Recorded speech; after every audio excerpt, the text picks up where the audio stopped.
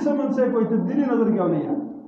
نہ ہماری ذات میں نظر آتی ہے، نہ ہمارے گھر میں نظر آتی ہے، نہ اپنے محلے میں نظر آتی ہے، نہ ہمارے ملک میں نظر آتی ہے، نہ ہمارے تعلیمی اداروں میں نظر آتی ہے، خواہ وہ دینی ہو یا دنیاوی ہو۔ یہ حال ہی میں ایک الیکشن ہوا ہے، کوئی ضمنی الیکشن تھا مردان کی طرف۔ یہ بات میں تو اپنے بڑے وثوق کے ساتھ یہ بات کہتا ہوں، وہاں کوئی شیخ الحدیث کھڑے تھے الیکشن میں، کوئی بہت بڑے عالم تھے کسی مدرسے کے، نام مجھے یاد نہیں ان کا۔ ان کے مقابلے میں ایک دو تین آدمی اور بھی تھے، اور یہ عمران خان بھی تھا۔ تو عمران خان بھاری اکثریت سے وہاں سے جیت گیا، اور جو شیخ الحدیث جو تھے ان کو شکست ہوگی۔ اب ہم لوگوں پر یہ گلا کریں کہ بھئی لوگوں نے ایک شیخ الحدیث کو، شیخ القرآن کو، عالم کو، دیندار آدمی کو چھوڑ کر ایک بے دین آدمی کو ان کے مقابلے کے اندر، ایک عام آدمی کو کیوں وہ جو ہے ووٹ دے دیے اور کامیاب کر دیا؟ اس کے پیچھے جو خامی ہے وہ ان کی نہیں ہے، وہ ہماری ہے۔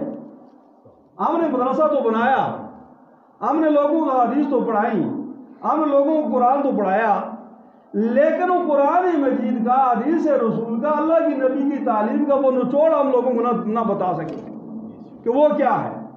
اس کی زندہ مثال آپ اپنے علاقے کے اندر دیکھیں۔ ہمارے علاقے کے مشہور اور معروف بزرگ مولانا غلام نبی شاہ صاحب کا نام آپ نے سنا ہوگا۔ کتنی مرتبہ انہوں نے الیکشن لڑا ہے، لیکن ایک مرتبہ بھی ان کو کامیابی حاصل نہیں ہوئی۔ اور ہم کہتے یہ ہیں کہ ہمارا علاقہ بڑا دینی علاقہ ہے جی، ہمارا بڑا دینی ماحول ہے جی، ہم بڑے دیندار لوگ ہیں، بالاکوٹ اور مانسر ہے۔ دینداری کا پتہ حق اور باطل کے مرگ میں پتہ چلتا ہے۔ جا کہ حق اور باطل کا مقابلہ نہ ہو پھر تو وہاں پر سب ٹھیک نظر آتا ہے۔ تو یہ مہینہ جو ہے رسول اللہ صلی اللہ علیہ وسلم کی آمد کا مہینہ ماہ ربیع الاول ہے۔ اس ماہ ربیع الاول میں ہر مسجد کے اندر، ہر بازار کے اندر، ہر شہر کے اندر ہر قسم کا مولوی، ہر مسلک والا کسی نہ کسی نام سے پروگرام کرتا ہے۔ کوئی میلاد کے نام سے کرتا ہے، کوئی شرک کے نام سے کرتا ہے، کوئی مقصد رسالت کے نام سے کرتا ہے، کوئی مقصد میلاد کے نام سے کرتا ہے۔ لیکن ان جلسوں کے اندر جو بات عوام الناس کو سمجھانی چاہیے وہ الحمدللہ کوئی بھی نہیں سمجھا۔ وہ وہی بات، لگی لپٹی بات، اور جناب وہ جو باتیں سننے میں چلی آ رہی ہیں ان کو کہہ کر گزر جاتے ہیں۔ جب کہ اس مہینے میں ہم نے یہ اپنا اندازہ لگانا ہے، ہم نے یہ موازنہ کرنا ہے کہ رسول اللہ صلی اللہ علیہ وآلہ وسلم کی جو شان ہے، ہم صرف ان کی شان بیان کرتے ہیں۔ ان کی شان کا تو یہ عالم ہے، مسلمان تو مسلمان، یہودی قرآن یہ کہتا ہے اس وقت بھی اللہ کے نبی کے دشمن تھے، اور آج بھی دشمن ہیں، اور تا قیامت وہ ہمارے دشمن رہیں گے۔ لیکن جہاں تک اللہ کے نبی کی شان کا ذکر ہے تو قرآن نے یہ کہا یہود کے متعلق، یعرفون کما یعرفون ابناءہم، تم جو نبی کی تعریفیں کرتے ہو، نبی کو معجزات بیان کرتے ہو، میلادیں مناتے ہو، اور باقی جو عوام کو وقتی طور پر خوش کر دیتے ہو، فرمایا تم سے بڑھ کر یہودی اس طرح اللہ کے نبی کو پہچانتے تھے جس طرح کوئی آدمی اپنی اولاد کو پہچانتا۔ اس طرح وہ اللہ کے نبی کی ایک ایک صفت سے واقف تھے، اللہ کے نبی کو صحابی کی صفت سے واقف تھے، لیکن یہ جاننے سے کیا ان کو کچھ فائدہ ہوا؟ ان کو فائدہ نہ ہوا، اس لیے نہ ہوا کہ اللہ کے نبی صلی اللہ علیہ وسلم جو بات لے کر آئے، اللہ کے نبی جو تعلیم لے کر آئے، اللہ کے نبی پہلے سے قائم شدہ جو لوگوں کے نظریات اور تعلیمات ان کو ختم کرنے کے لیے جب آئے، جن لوگوں نے اس بات کو مانا وہ تو کامیاب ہو، لیکن جن لوگوں نے محض آپ کی اس ذاتی حیثیت سے بڑائی کو بھی تسلیم کیا، عظمت کو بھی تسلیم کیا، لیکن اس قانون کو نہیں مانا تو وہ کبھی کامیاب نہیں ہو۔ ہم نے دیکھنا یہ ہے ہمارے یہ جلسے، یہ میلاد، یہ سیرتیں، یہ مشن مصطفیٰ، یہ مقصد مصطفیٰ، یہ پیغمبر انقلاب کانفرنس فلاں فلاں وغیرہ، اس کے اندر اگر ہم عوام الناس کو مطلوبہ بات سمجھا دیں، کیا یہ عوام عرب کے ان لوگوں سے زیادہ جائز ہے جو اپنی بچیوں کو زندہ درگور کر دیتے تھے؟ بات یہ نہیں ہے کہ ہم ٹھیک طریقے سے اپنا عقیدہ نہیں کرتے۔ جو محراب و ممبر کے وارث لوگ ہیں، ہم اپنا حق کی پوری طریقے سے ادا نہیں کرتے. لوگوں کو جتنا اسلام ہم نے بتایا ہوئی اسلام ہے وہ کام لوگ کرتے ہیں. چندہ لوگ آپ کو دیتے ہیں, مدرسے لوگ آپ کے بناتے ہیں, حفظ کے بچے لوگ آپ کے پاس چھوڑتے ہیں, لیکن جب وہاں پر حق اور باطل کا مار کھاتا ہے پھر لوگ آپ کو چھوڑ کر کسی اور سے منسوب ہو جاتے ہیں. تو رسول اللہ علیہ وسلم کے ساتھ ہمارا جو تعلق ہے اس تعلق میں ہم کتنے سچے ہیں قرآن مجید کی اس آیت سے ہم دیکھتے ہیں, جو میں آیت آپ کے سامنے پڑھی. کیونکہ اس آیت کے شأن نزول اس طرح ہے, وقت نہیں ہے, اور قرآن اگر ایک دو آدمی اگر 1000 میں سے کوئی سنا بھی دے عوام کو تو اس پر کیا فرق پڑے گا 100 میں سے 2 آدمیوں کی وجہ سے. تو شأن نزول اس کا یہ ہے کہ صحابہ کرام رضوان اللہ تعالی اجمعین بیٹھے ہوئے تھے. صحابہ کرام نے آپس میں یہ مذاکرہ کیا کہ ہمیں یہ علم ہو جائے کہ اللہ تبارک و تعالیٰ کو کون سا عمل زیادہ پسند ہے, تاکہ ہم اس عمل کے اندر بڑھ چڑھ کر ہم حصہ لیں. کہ رسول اللہ صلی اللہ علیہ وآلہ وسلم کو اللہ تبارک و تعالیٰ نے صحابہ کرام کی یہ جو مجلس مذاکرہ تھی اس پر مطلع کر دیا. تو ان کی اطلاع دینے سے قبل ہی رسول اللہ صلی اللہ علیہ وسلم نے ان کا نام لیا, فلاں فلاں فلاں, جتنے بھی وہ مذاکرے کے اندر شریک صحابی تھے ان کا نام لے, ان کو بلایا, اور ان کو بلا کر ان کے سامنے اللہ کے نبی صلی اللہ علیہ وسلم نے یہ سورہ صف پڑھی کی تلاوت کی. کیونکہ سورہ صف کے اندر سبح للہ ما فی السماوات و ما فی الارض وهو العزیز الحکیم, کہ اس میں اللہ کی حمد و ثنا ہے. اس کے بعد کہا یا ایھا الذین آمنوا لم تقولون ما لا تفعلون, اے ایمان والو تم وہ بات کیوں کرتے ہو, کیوں کہتے ہو جو بات تم کرتے نہیں ہو. یعنی صحابہ کرام کو قرآن کے ذریعے سے اللہ نے تنبیہ کی کہ تم جو یہ دعویٰ کرتے ہو کہ اگر ہمیں پتہ چل جائے کہ اللہ کے ہاں سب سے بہترین عمل کون کیا ہے ہم وہ عمل کرے, تو فرمایا کہ تم یہ بات کیوں کہتے ہو, اگر ایسا وقت آ جائے تو تم وہ کام نہیں کرو گے. کیوں سے قبل جنگ احد کے اندر جب شدید مارکا ہوا تھا تو کچھ تو صحابہ کرام جو تھے جو اللہ کے نبی کے گرد جمع ہو گئے, لیکن کچھ ظاہر وہ بھی بشر تھے, انسان تھے, وہ تتر بتر ہو گئے. اور اسی طرح یہ دوسرا سورہ نساء کے اندر بھی حکم آ چکا تھا جہاد کا. تو یہاں پر اللہ نے سورہ صف جو ہے اس کو کھول کر پڑھے, اس کا شان نزول کسی بھی تفسیر اٹھا کر آپ دیکھیں تو یہ یا ایھا الذین آمنوا لم تقولون ما لا تفعلون یہ آیت اس تناظر میں اتری, اور کہا کہ تم وہ بات کیوں کہتے ہو, اس کا دعویٰ کیوں کرتے ہو کہ جب وہ کرنے کا وقت آئے تو آپ وہ کام نہیں کریں گے. اس لیے مسلمانوں کا آگے ایک معیار دیا کہ تم جو چاہتے ہو کہ یہ دعویٰ کرتے ہو کہ ہمیں پسندیدہ عمل کا پتہ چل جائے, ان الذین یحبون یقاتلون فی سبیل اللہ صفا کأنہم بنیان مرصوص, فرمایا بے شک اللہ تبارک و تعالیٰ کو مجاہدین کا جہاد کرنا, اللہ کے راستے میں قتال کرنا, سیسا پلائی ہوئی دیوار کی طرح کھڑے ہو جانا, یہ اللہ کو بڑا پسند ہے. فرمایا یہ عمل اللہ تبارک و تعالیٰ کو بڑا پسند ہے. یہ بات کہنے کے بعد پھر اگلی جو بات قرآن نے کی, جو آیت میں نے آپ کے سامنے پڑھی, اس میں کسی بھی نبی کے ساتھ تعلق, کسی بھی نبی کے ساتھ نسبت اپنے اپنے دور کے اندر وہ معیار ایمان تھی. اور آخر میں رسول اللہ صلی اللہ علیہ وآلہ وسلم کو خاتم النبیین اور خاتم المرسلین بنا کر بھیجا. اور اب آپ صلی اللہ علیہ وآلہ وسلم کی جو امت ہے وہ سابقہ انبیاء کی جو امتیں جو تھی, ان کا جو طریقہ کار تھے یا ان کی جو خامیاں تھیں یا خوبیاں تھیں, وہ ساری قرآن نے بیان کر دی. وہ اس لیے بیان کی کہ آخری امت جو ہے اب کسی نبی نے نہیں آنا, اب کسی نئے قرآن نے نہیں آنا, یہی قرآن تمہارے لیے معیار ہے, اسی نبی کی سیرت معیار ہے, لہذا اس تناظر میں آپ نے آپ کو جانچنا پڑے.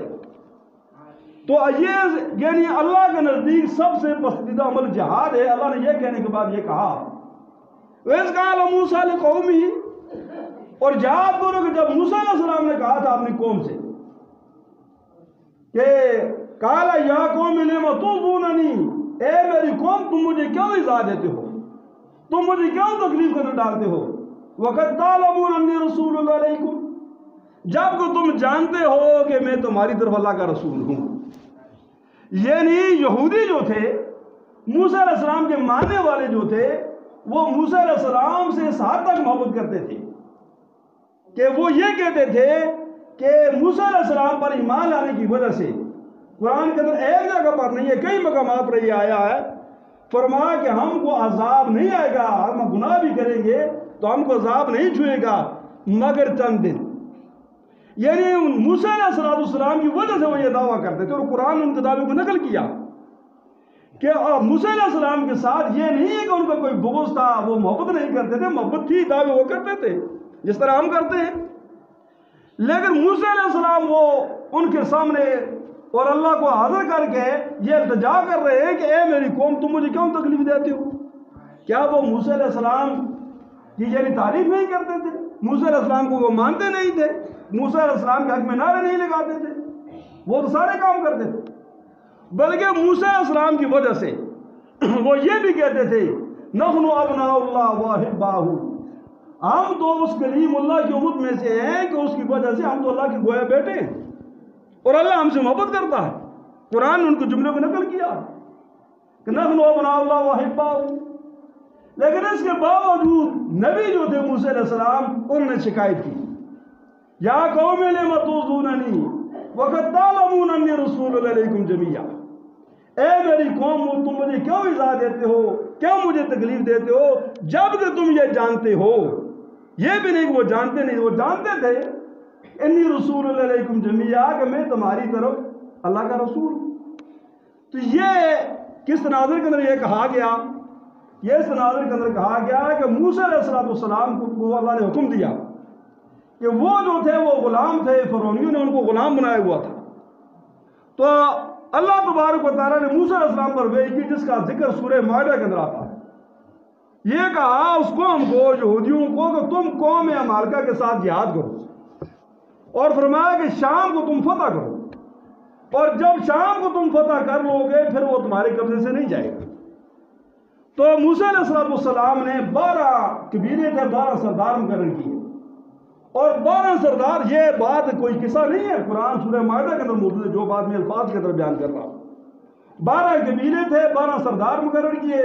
آپ فرمایا جاؤ ملک شام کو دیکھ کر آؤ. وہ ملک شام کو دیکھ کر آئے، وہ واپس آئے تو انہوں نے کہا جی ملک شام کی انہوں نے خوبیاں بیان کی، تو ایسا خوبصورت ملک ہے، اس کے اندر یہ ہے وہ ہے.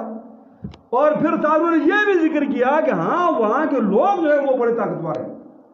تو موسیٰ علیہ السلام نے وہ 12 سردار جو تھے ان کو الگ کیا، ان کو نصیحت کی، فرمایا کہ تم قوم کے سامنے جا کر اپنے اپنے قبیلے کے اندر ملک کی خوبیاں بیان کرو کہ ایسا ملک ہے اللہ نے جس کے پاس قبضے کو تمہیں حکم دیا ہے جہاد کا، لیکن اس قوم کی جو طاقت ہے اس کا ذکر اپنی قوم سے بیان نہیں کرنا، کہیں لوگ بزدل نہ ہو جائیں. ان 12 میں سے 2 آدمی جو تھے وہ موسیٰ علیہ السلام کی بات پر پوری اترے، اور 10 آدمی ان میں سے جو وہ بدیانت ہو. ان 10 آدمیوں نے، 10 سرداروں نے قوم کے سامنے جا کر اس ملک کی خوبیاں بھی بیان کی، اور ساتھ قوم جبارین جس کا ذکر قرآن جی کہتا ہے اس کی طاقت کا بھی ذکر کیا.